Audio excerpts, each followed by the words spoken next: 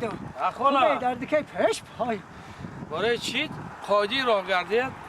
بیرون میکنید چیز بیرون کردی ها قایدی راه بیرون کردید قایدی راه بیرون کردی ها ولی اما خونی دخترم میرم خونی دخترم رفت سعودی هم بابا گزاره خلا او جایی که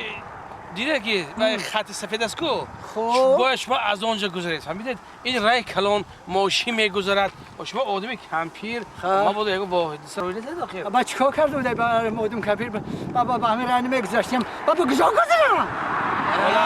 بابا بسیار نکنید خوشگاه ایستید بابا بسیار دست نکنید من نقاب و سرت یقداری تو دست من نقابی هیچ جا نمیرد جریمه میستید فهمیدید جریمه میتید خیلی جریمه جریمه میتید شما دوستامون شما دیگه کار نداره؟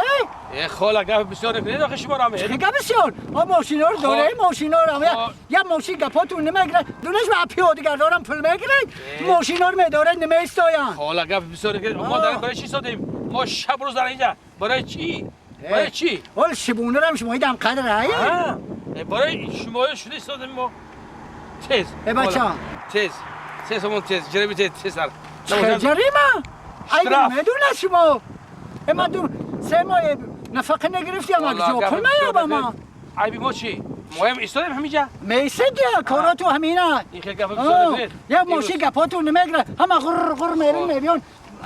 بس اوراتو به موی پیاده گردان میرسن شما قاعده بیرام کردید ماشین رو راه خودش رفت سود است بچه‌م پیش پای مرا سه ساعت برای تمام گپ شده بچه‌م من آن قشلاق مدنی قشلاق انا انا قشلاق نمیرم دخترم من قشلاق پیش پای مرا خاله نه خاله شبکت مرا خاله امروز کار نشد سه سامان جریمه سپارت برو بید یا بچ کچه برکه بیا خاله دیگه شما میکنید تیز جریمه سپارت اینا خیلی میلیسن اینا انا بچه 5 سامانک دارم من 5 سامانک حق دیگه از داشتم تیا 3 سامان نداره شما ندارم خاله راستی گپ امروز کار نشد من با شما 2 سامان ازداد شدیم اوه در باشه 2 سامان بیت همین باقی نیست پول نیست یک بار در روید بیت تمام من شما جواب